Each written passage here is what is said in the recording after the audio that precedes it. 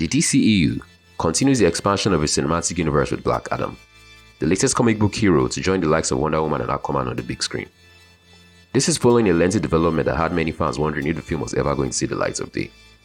But with Dwayne Johnson starring as the titular anti-hero, there is no doubt that he must have been instrumental in getting the project off the ground. Now that the film is finally out for all to see, the question arises of whether or not it managed to live up to the hype. Hi guys, Michael Abayemi here, and today I am reviewing Black Adam. Set in the fictional city of Kandar, the film centers upon the origins of Black Adam, a man who is bestowed with godlike powers by the Council of Wizards during his people's time of need. But after he misuses those powers in the pursuit of his revenge, he gets imprisoned by the group for his actions. Flash forward 5,000 years, and Black Adam is set free into a world that is very different from the one he knew. However, his resurrection also draws the attention of a group of heroes known as the Justice Society of America, who also believe he is too dangerous to be let out of his prison.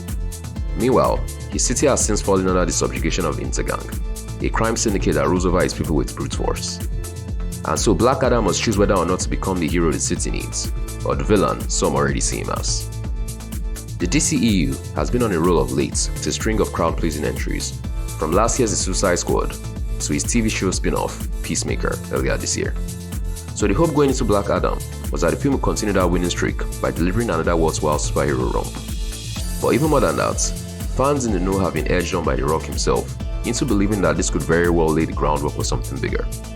And while most people might be eager to learn more about the aspects of the film specifically, I am not here to reveal if or how well the movie sets up that epic showdown.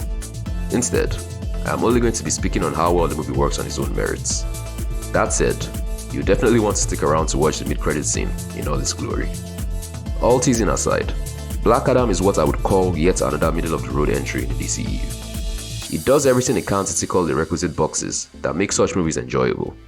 There's plenty of action of the excessive CGI all over the screen variety, as well as your typical moments of levity and comic relief. The problem comes in how all of this is delivered to the audience. The dialogue often fluctuates between ham-fisted and laughably bad, even though the actors themselves are clearly doing what they can with the material that was given. Most of it is just heavy exposition dumps anyway, as they try to fill us in on all the requisite lore and backstory.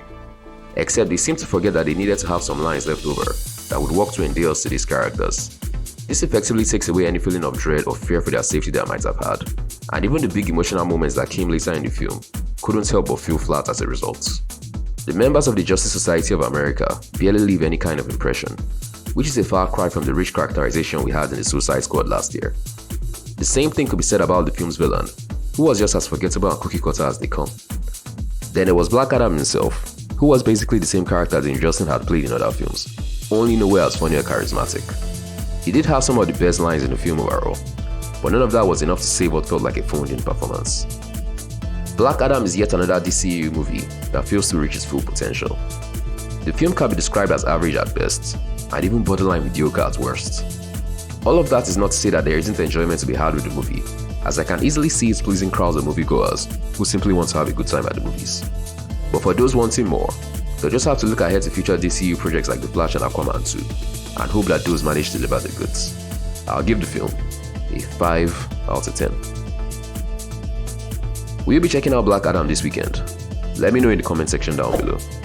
Don't forget to like this video if you enjoyed watching this review, or to subscribe to the channel with notifications turned on if you'd like to see more videos like this in the future. And until the next one, this is Michael, signing off.